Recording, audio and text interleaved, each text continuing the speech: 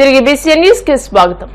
May Day స్ఫూర్తితో Visakha steel plant ను రక్షించుకోవడానికి పోరాటాన్ని మరింత ఉధృతం చేద్దామని రాష్ట్ర సీఐటియు ప్రధాన కార్యదర్శి సిహెచ్ నరసింగరావు పిలుపునిచ్చారు. స్టీల్ సీఐటియు ఆధ్వర్యంలో విశాఖ స్టీల్ ప్లాంట్ ప్రధాన పరిపాలనా భవనం ఎదుట సీఐటియు కార్యకర్తలు మేడే కవాతు నిర్వహించారు. మేడే పతాకాన్ని ఆవిష్కరించిన అనంతరం నరసింగరావు మాట్లాడుతూ పెట్టుబడిదారీ ఆర్థిక విధానాల ద్వారా ప్రపంచ ఆర్థిక సంక్షోభం రోజురోజుకి మరింత తీవ్రమవుతోందని అన్నారు. దీని ఫలితంగానే అనేక పరిశ్రమలు మూతపడుతున్నాయని, ఉద్యోగాలు కోల్పోయి నిరుద్యోగం పెరిగి ఆర్థిక అసమానతలు పెరిగి తద్వారా తీవ్రవాదం, అరాచకాలు పెరుగుతున్నాయని వివరించారు. కేంద్రంలోని బీజేపీ ప్రభుత్వం పని ప్రదేశాల్లో కార్మికులను కట్టుబానిసలుగా చేయడానికి కార్మిక చట్టాలను 4 లేబర్ కోడ్స్ అమల్లోకి తీసుకొస్తున్నారు. దీనికి వ్యతిరేకంగా మే 20వ తేదీన జరగబోయే దేశవ్యాప్త సమ్మెను జయప్రదం చేయాలని ఆయన పిలుపునిచ్చారు. కార్మిక వర్గం తరఫున సాధించుకున్నటువంటి హక్కుల కోసం ప్రాణాలు కూడా అర్పించి త్యాగం చేసినటువంటి వారిని స్మరించుకునే దినం ఇది. 1886 139 సంవత్సరాల క్రితం చికాగో నగరంలో ప్రారంభమైంది. ఆనాడు కట్టు బానిసల్లాగా పనిచేసేటువంటి కాలంలో తమ ప్రాణాలను కూడా అర్పించి ప్రభుత్వాలకు వ్యతిరేకంగా పోట్లాడి 8 గంటల పని సాధించుకోవడం జరిగింది. 8 గంటల పని, 8 గంటల విశ్రాంతి, 8 గంటల దినచర్య అనేది ఒక సైన్స్. అందువల్ల ఈరోజు మానవుడుగా బ్రతకడం అని అంటే 8 గంటల కంటే పని అదనంగా చేయకూడదు. ఆ ఒక్క పని దినం మన దేశంలో అమలు కావడానికి 1948 దాకా పట్టింది. అనేక దేశాల్లో నలుగురిని చికాగో అమెరికా ప్రభుత్వం ఉరిదీసిన తర్వాత 8 గంటల మీద చట్టం చేయాల్సి వచ్చింది. యూరప్ దేశాలన్నీ చట్టాలు చేసేదాకా ప్రతి దేశంలో పోరాటాలు జరిగాయి. కొన్ని వందల మంది మరణించారు, చికాగోలోనే కాదు.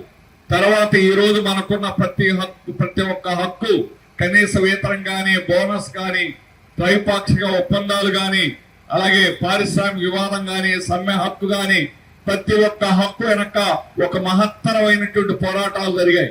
అందువల్ల ఈనాడు నాకు హక్కులు వస్తున్నాయి అని ఎవరైనా వాళ్ళంతటి వారు అనుకుంటే వారి వల్ల కాదు, పాత తరం యొక్క త్యాగాల వల్ల వచ్చాయి. కానీ ఈ రోజు ప్రమాదం ఏమిటనంటే స్వాతంత్రం వచ్చిన తర్వాత ఎన్నడూ లేనటువంటి పద్ధతిలో గత 10 సంవత్సరాల నుంచి మన మీద దాడి అనేటువంటి తీవ్రంగా పెరిగింది. ప్రభుత్వ రంగాలన్నిటి కూడా ప్రైవేట్కి ఇచ్చేస్తాం అని చెప్తున్నారు. యూనియన్లు లేకుండా చేస్తామంటారు. డీయూనియనైజేషన్. ఈ రోజు ఉద్యోగులను తొలగించడం మ్యాన్ పవర్ కాదు ప్రధాన సమస్య. యూనియన్లు లేకుండా ఉండడానికే ప్రధానమైనటువంటి కక్ష. ప్రపంచ కార్మిక దినోత్సవం మేడే సందర్భంగా స్టీల్ సిఐటి ఆధ్వర్యంలో ఎడ్మిన్బిల్ జంక్షన్ లో రెడ్ షర్ట్ వాలంటీర్స్ కావచ్చు చేస్తూ ఉన్నారు. 8 గంటల పనిదినం కోసం 1886లో చికాగో నగరంలో రక్తాన్ని చిందించి 8 గంటల పనిదినం సాధించుకుంటే తద్వారా భారతదేశంలో 50 సంవత్సరాల తర్వాత 8 గంటల పనిదినం వచ్చింది. ఇప్పుడు మళ్ళా పాలకులు, పెట్టుబడిదారులు కలిసి 12 గంటల పనిదినం కోసం ప్రయత్నం చేస్తూ ఉన్నారు. ఈ నేపథ్యంలో 42 కార్మిక చట్టాలని రద్దు చేసిన లేబర్ కోడ్లో తీసుకొచ్చడం కోసం ప్రయత్నం చేస్తూ ఉన్నారు. దీనికి ఈ పార్టీ ఆ పార్టీతో సంబంధం లేకుండా వామపక్షాల మీద అందరూ కూడా పార్లమెంట్లో ఓటేసి లేబర్ కోడ్లు చేకొడతా ఉన్నారు. పని ప్రదేశంలో యూనియన్లు ఉండకూడదు అంటా ఉన్నారు. యూనియన్లు ఉంటేనే స్టీల్ ప్లాంట్లో ఏం మనం చూస్తూ ఉన్నాం. ప్రభుత్వ రంగాన్ని బలహీనం చేస్తూ ఉన్నారు. రిజర్వేషన్ల వ్యవస్థను చిన్నాభిన్నం చేస్తూ ఉన్నారు. ప్రజల సొమ్ము కొద్ది మంది దగ్గర చేరి ఆదానీలు, అంబానీలు పెద్దవాళ్ళు అవుతున్నారు తప్ప సామాన్య ప్రధానికం కానీ, బడుగు బలహీన వర్గాలు కానీ ముందుకు పోయేదానికి అవకాశం లేకుండా చేస్తూ ఉన్నారు.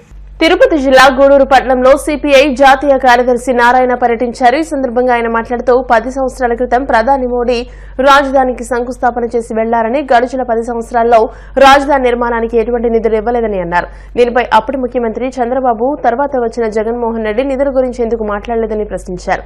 రేపు ప్రధానమంత్రి వచ్చినప్పుడు ఆయన వద్ద ప్రత్యేక గుర్తింపు ఉన్న పవన్ కళ్యాణ్ ప్రత్యేక హోదా గురించి అతనికి మద్దతిచ్చారని, కానీ దాడి జరిగి అమాయక ప్రజలు మరణిస్తే బీహార్లో ఈ సంఘటనను ఎన్నికలకు వాడుకునేందుకు సభ నిర్వహించడం సిగ్గుచేటని అన్నారు.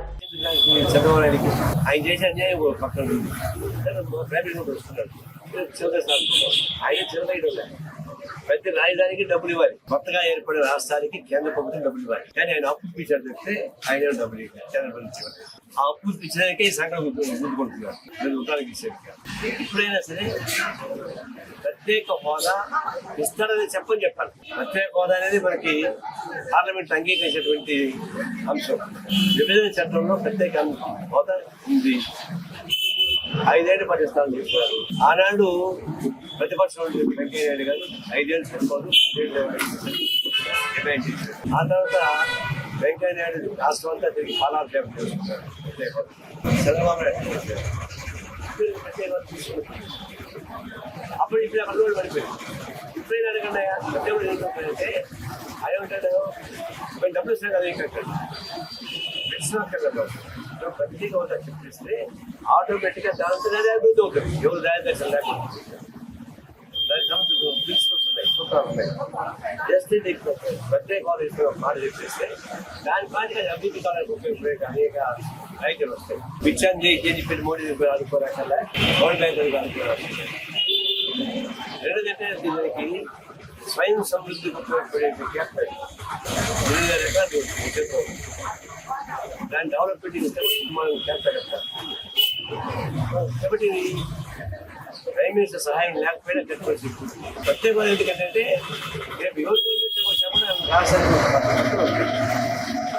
దాన్ని పోగొడతా ఉన్నారు. మామూలుగా ఈ గద్దెలుగా తలుపు పెట్టుకుంటున్నారు. ఇప్పుడైనా రేపు వస్తారు కాబట్టి అయ్యా గతంలో హామీ ఇచ్చారు, అమలు చేయలేదు. ఇప్పుడైనా సరే ప్రత్యేక ఏమని అమ్మాయి అడిగితే పవన్ కళ్యాణ్ చాలా గ్రూప్లో ఉన్నాడు. చంద్రబాబు నాయుడు కన్నా పవన్ కళ్యాణ్ అయితే ఇప్పుడు వాళ్ళు అప్రూవం చూసుకుంటున్నారు. బంగారు పిచ్చులాగా చూసుకుంటున్నారు. Home minister Amit Shah, prime minister కూడా చంద్రబాబు నాయుడు పవన్ కళ్యాణ్ పెడితే ముందు పవన్ కళ్యాణ్తో మాట్లాడి పవన్ కళ్యాణ్ అన్నదమ్ములతో మాట్లాడి షేక్ తీసుకోవడం చంద్రబాబు చూడాలి. పవన్ కళ్యాణ్ అడుగుతున్నా నీకు ఇన్ఫ్లుయెన్స్ చాలా ఉంది కదా, పెద్ద మంది ఉంది కదా, అడగండి చంద్రబాబు రూల్ అడిగింది కదా చూడు పట్టణంలో ఉండకుండా చేస్తే ఆశయంగా లేకుండా పోతే. ఎన్టీఆర్ జిల్లా తిరువూరు మండలం పల్లెర్లమూడి గ్రామంలో వరి రైతులతో వైసీపీ జిల్లా అధ్యక్షులు దేవినేని అవినాష్ మాట్లాడారు. చంద్రబాబు ప్రభుత్వంలో రైతులకు సంచులు కూడా ఇవ్వడం లేదని అన్నారు. ధాన్యం కొనుగోలు లేకపోవడం గురించి సంబంధిత అధికారులకు చెప్పినా స్పందన కరువైందని, రైతుల సమస్యలపై ఎందుకు స్పందించడం లేదని ఆయన ప్రశ్నించారు. అమరావతితో పాటు రైతులను జాగ్రత్తగా చూసుకోవాల్సిన బాధ్యత చంద్రబాబు, పవన్ కళ్యాణ్లపై ఉందని, ప్రతి రైతుకు వైసీపీ అండగా ఉంటుందని ఆయన పేర్కొన్నారు.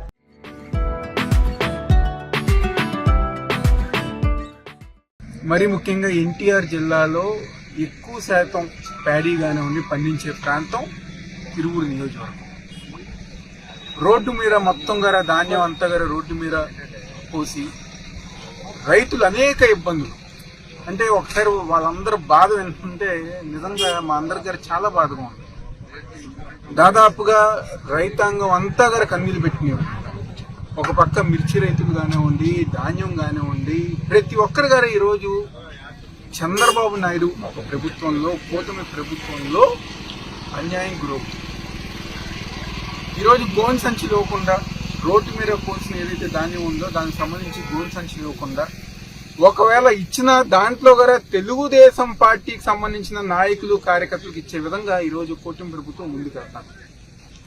అంటే అధికారులు కానివ్వండి, లేకపోతే ఆ తెలుగుదేశం పార్టీ ఎవరైతే నాయకులు ఉన్నారో కొంచెం సిగ్గు ఉండాలి. రైతులతో ఏంటి మీ ఆటలు, రైతులతో మీ రాజకీయాలు ఏంటి? ఈరోజు రైతులు ఎంతో కష్టపడి ఈరోజు వాళ్ళు ధాన్యం పండించి మనకి అన్నం పెడుతుంటే వాళ్ళ విషయంలో గారా నీచంగా ఈరోజు కూటమి ప్రభుత్వంలో రాజకీయం చేస్తున్నారు. ఈరోజు ఒక్కసారి రైతులు ఏ విధంగా మాట్లాడుతున్నారు. మిర్చి రైతులకి మద్దతు ధర లేదు, గోన్ సంచులు ఇవ్వట్లా, లేకపోతే సంచులు ఇచ్చి ట్రక్ లోడింగ్ పెడితే ఆ బస్తాలు తీసుకొస్తాం. ఆ విధంగా ఈరోజు అధికారులు కానివ్వండి మొద్దు నిద్ర. ఈరోజు ఎన్టీఆర్ జిల్లాలో అధికారులు అందరూ గారు మొద్దు నిద్రపోతున్నారు. కలెక్టర్ గారికి మా ఇన్ఛార్జ్ వర్యులు స్వామిదాస్ గారు కలెక్టర్ గారి దగ్గర అనేక సందర్భాల్లో వినతి పత్రం ఇచ్చి మీరు ఆ ధాన్యం కొనుగోలు చేయండి, గోన్ సంచులు ఇవ్వండి అని చెప్తే సివిల్ సప్లై ఆఫీసులో చెప్పాము, చేస్తామన్నారు. కానీ ఈ రోజుకి ఒక్కరు గారు స్పందించారు. కానీ తెలుగుదేశం పార్టీ నాయకులు ఏమైపోయారు? జనసేన పార్టీ నాయకులు ఏమైపోయారు, బీజేపీ నాయకుల పార్టీ వాళ్ళు ఏమైపోయారు, ఎందుకు ఎవరు గారు రైతాంగ సమస్య మీద ఎందుకు ఒక్కరు గారు స్పందించారు? ఈరోజు జగన్మోహన్ రెడ్డి గారి నాయకత్వంలో ఉండుంటే ఆ రోజు రైతు భరోసా కేంద్రాలు పెట్టి రైతాంగం ఏ చిన్న ఇబ్బంది వచ్చినా అధికారులు కానివ్వండి, ఆ ఊరిలో ఉన్న మా వైఎస్ఆర్ కాంగ్రెస్ పార్టీ నాయకులు కార్యకర్తలు ప్రతి ఒక్కరి గారు అండగా ఉండి రైతాంగానికి ఎటువంటి ఇబ్బంది లేకుండా చేసిన ప్రభుత్వం జగన్మోహన్ రెడ్డి గారి ప్రభుత్వం. ఈరోజు ప్రతి రైతు కానివ్వండి, మహిళా రైతులు గారు ఈరోజు అంటున్నారు చంద్రబాబు నాయుడు వస్తేనే రైతులు కష్టకాలం. ఎందుకంటే ఈ రోజు గారు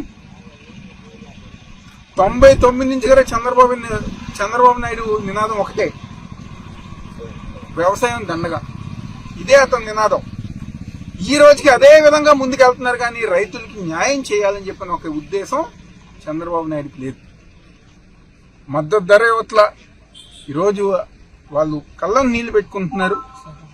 తప్పకుండా ఈరోజు వైఎస్ఆర్ కాంగ్రెస్ పార్టీ ఎన్టీఆర్ జిల్లా ఆధ్వర్యంలో, మరీ ముఖ్యంగా తిరువూరులో పెద్దలు స్వామిదాస్ గారి ఒక నాయకత్వంలో రాబోయే రోజుల్లో ఈ యొక్క 4-5 రోజుల్లోనే పార్టీ పరంగా ఎక్కడైతే రైతులు ఇబ్బంది పడుతున్నారో వాళ్ళందరి దగ్గర పరామర్శించే కార్యక్రమం మేము చేస్తాం. కలెక్టర్ గారి దగ్గరికి వెళ్లి గారా రైతులకు అండగా ఉండాలని చెప్పని కలెక్టర్ గారిని గారు మేము డిమాండ్ చేస్తున్నాం. ఆయన గారు ఎందుకంటే అందరు గారా 2వ తారీఖున అమరావతి పనిలో బిజీగా ఉన్నారు, చెయ్యండి. కానీ పక్కన రైతుల గారు పట్టించుకోండి.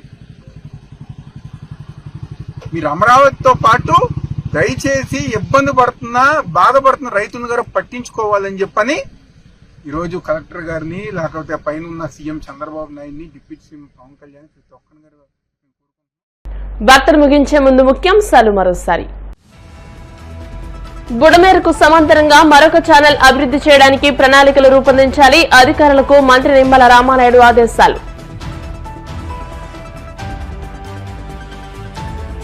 సింహాచలం ఘటనపై 3 సభ్యుల కమిటీలతో విచారణకు ఆదేశించిన మంత్రి ఆనం, నివేదిక రాగానే బాధ్యులపై చర్యలు తీసుకుంటామని వెల్లడి. టంగుటూరు నుంచి పాకలకు 5.5 కోట్లతో రోడ్డు నిర్మాణానికి నిధులు మంజూరు, సింగరాయకొండ మండలం పాకలలో సీసీ రోడ్లను ప్రారంభించిన మంత్రి డోలా. సింహాచలంలో భక్తుల దుర్మరణం బాధాకరమన్న మాజీ మంత్రి గుడివాడ అమర్నాథ్, ప్రభుత్వ నిర్లక్ష్యమే ఈ దుర్ఘటనకు కారణమని ధ్వజం. ఈ వార్తలు ఇంతటితో సమాప్తం. మరిన్ని వార్తల కోసం BCN digital YouTube channel, Facebook page ని ఫాలో అవ్వండి. అప్డేటెడ్ వార్తల కోసం ప్లీజ్ సబ్స్క్రైబ్.